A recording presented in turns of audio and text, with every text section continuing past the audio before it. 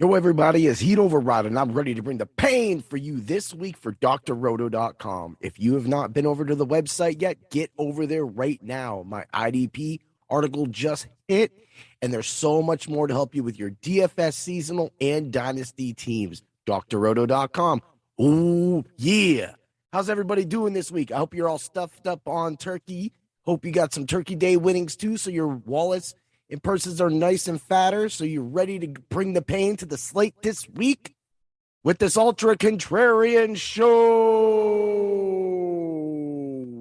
Yeah. Dig it? This one's going to be fast and frenzy like, so get ready to hear a lot in a small amount of time. Let's go.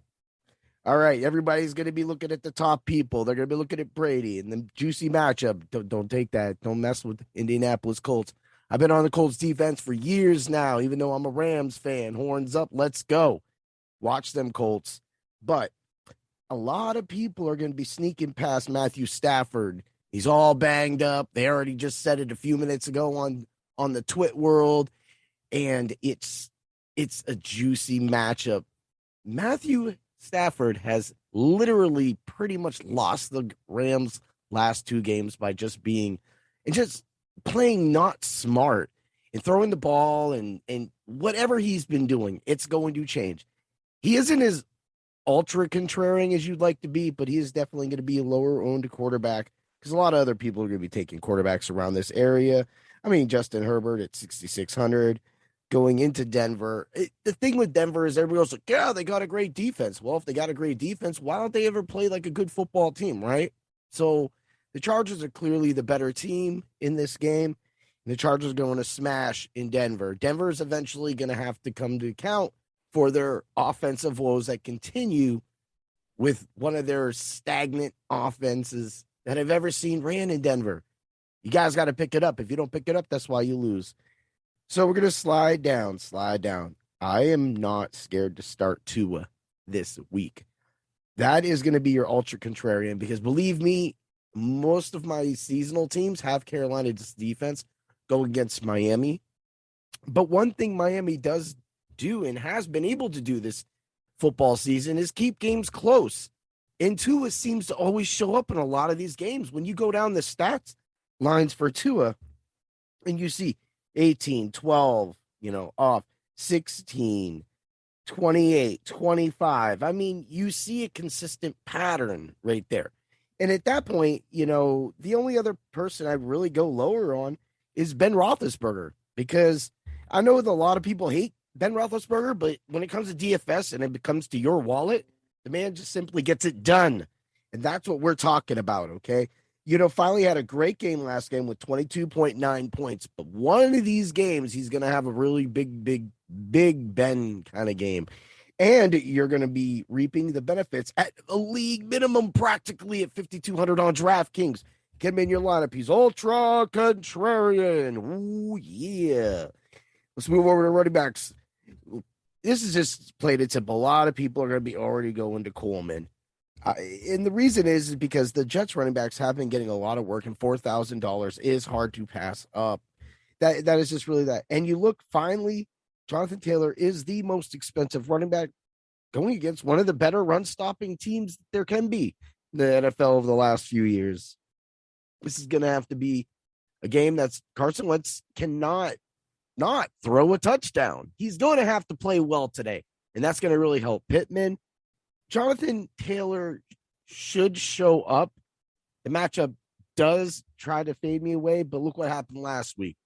Everybody practically faded Jonathan Taylor, and Jonathan Taylor showed you why. You don't fade superstars. Ooh, yeah. Dig it. But I love me some McCaffrey. Eventually, McCaffrey's going to get in this end zone and a lot during a game, and it would be nice to also have Cam Newton as your quarterback as well when you're doing this, but that is not required. What is required is that Christian McCaffrey has been getting a lot of passes like usual, all the work like usual. All he has to do is get in the end zone once, twice, and his score is out of the roof. You are looking at it. It would be hard to fit in Taylor and McCaffrey. It can be done though. So that starts with a lot of the plays that I'm going to give you right now, and a lot of the plays that Chris Emmerich had already given up in his chalk pivots section on drroto.com. So let's move along. Let's move along. You know who's actually sneaky and people aren't going to be playing? Dalvin Cook. Dalvin Cook gets the ball all the time, right? Well, that just means that people are going to be on. Like, how can you? He's literally getting a touchdown the last two games. I don't even need that. I mean, it's nice. It's definitely needed when you pay up for this, but he's not really that expensive right now. I'm definitely paying the 8,100 on DraftKings for Dalvin. You got 22, 20, 18. I mean, when Minnesota is in one of those heavy pass oriented kind of games, he's still involved. And I actually love Cook when that's going on. When Thielen and Jefferson are just going off and blowing the top off, that's when Cook. 8,100, there's your sneaky play. There's your ultra contrarian. Let's move it on down. Let's move it on down. Right. So you're saying who's going to be your sneaky cheap guy? Everybody in the industry is already on him. But if you look on my seasonal teams, he had been added since 2 weeks ago. Miles Sanders is definitely, yes, he's not going to be as contrarian, but a lot of people may not play him. And that gives you an advantage. So take advantage of that and win it. Other than that, it's Donta Foreman, 4,800. They already said that they're going to run, but I don't like that matchup with New England. In those games, the New England games seem to just be, they just drudge. They slow, they move really just like molasses sometimes. And I don't really want to stake a lot of my fantasy teams into that, if you know what I'm saying. Let's get over to wide receiver. Everybody's going to be on Cooper Kupp and Devontae Adams. That game is going to be nuts. Go play a showdown in that game. Definitely going to be some fun stuff right there. Deebo Samuel has definitely made himself an argument, 7,900. That is a beautiful price to pay for him. And Minnesota's just like exactly what I said. This game definitely could develop into a shootout. And if it does, you want a piece of it. Deebo's definitely going to be a great way to pivot from one of the top receivers to go down, even though he has caught some fire in attention this week. I still love Mike Evans. A lot of people are going, it's going to be a Chris Godwin game. The price on both of them are amazing. 7,200, 7,000 for Godwin, of course, 7,000. And for me, this comes back to where I like to be ultra contrarian. I see these prices, and then I move right down to the two receivers that I like to play a lot and are completely always ultra contrarian. Well, most of the time, one of them is Adam Thielen. Adam Thielen's always ultra contrarian, and he will get into the end zone today. Minnesota isn't letting this record go. And Kirk Cousins wants you to know that you must like that. Okay. So that's it. And Deontay Johnson, bam, 67, 6,600. So you can definitely get into the 6,000s, 5,000s for receivers. And that's going to make your teams, that's where you can get in your McCaffreys and your Taylors. That's how it goes. Now, Brandon Ayuk has definitely showed up the last few weeks in 5,300. Ayuk is making it into a lot of my lineups. A lot of people are overlooking him, taking the Deebo. Look, I'll pay down. I will save the $2,000 and $600 as well to go all the way down to Ayuk, who has definitely been impressive with 21, 5.6, 19, 10, 1.6. But as they get into more of a rhythm and the San Francisco 49ers have all of their powers and all of their people back, their stars, that only means it's great news for you. I'm not going much cheaper than that. I'll scroll down just to look. Van Jefferson, 4,900, definitely a great play. A lot of people won't be on him. I am not looking at Jamison Crowder, although Jamison Crowder is a play. Outside of that, the Rams always seem to get really funky. So 4,100 MVS in a game that could definitely develop into a shootout and see a lot of points. That's a heck of a bargain. There's no reason you need to go cheaper than this, people. You could go down to 3,000s, but at this point, you're just rolling a dice. Gotcha. Got me. But don't ever forget that Zach Pascal always likes to show up. And I don't want him to. More Pittman Jr., please. All right. Top tight end on the slate today is George Kittle, Kyle's Pitts. I'm not falling into anything for Atlanta. I'm just going to let you know I can't.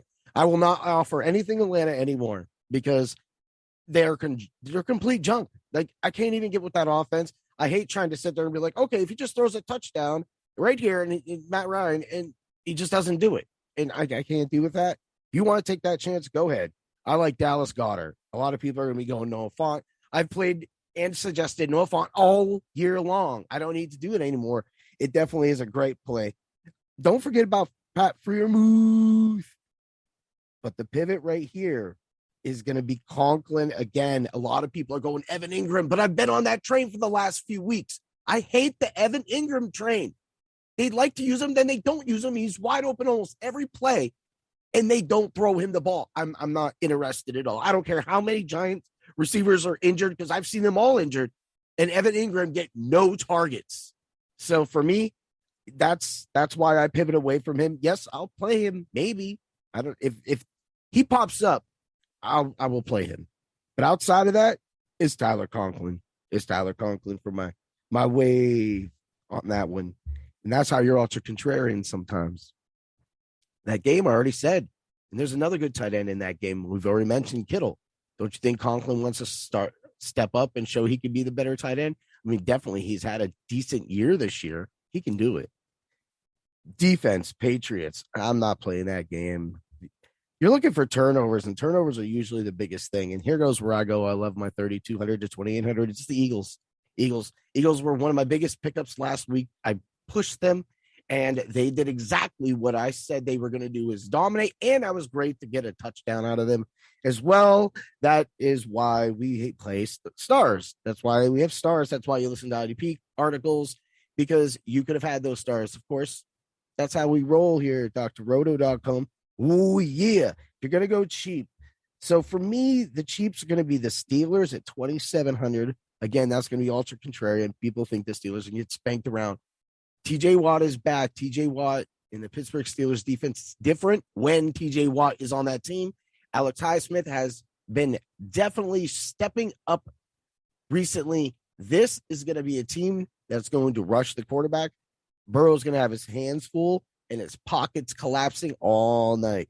Be ready. If you want to go super, super deep and cheap, Vikings defense. I'm always a Vikings lover for some reason. They've always seemed to put themselves. Eric Kendricks is my fire weaver of the week, so pick him up. He should be on your waivers. A lot of people don't like him. He get a lot of tackles. San Francisco likes to run a lot, and they run a lot of plays over the middles, and they run a lot of sweeps. Kendricks is going to get a lot of opportunity for your IDP teams, but the Vikings will make the ultra contrarian defense of the day next to the Pittsburgh Steelers. All right, everybody, go get those lineups in. Good luck, and may the points be with you. Oh, yeah.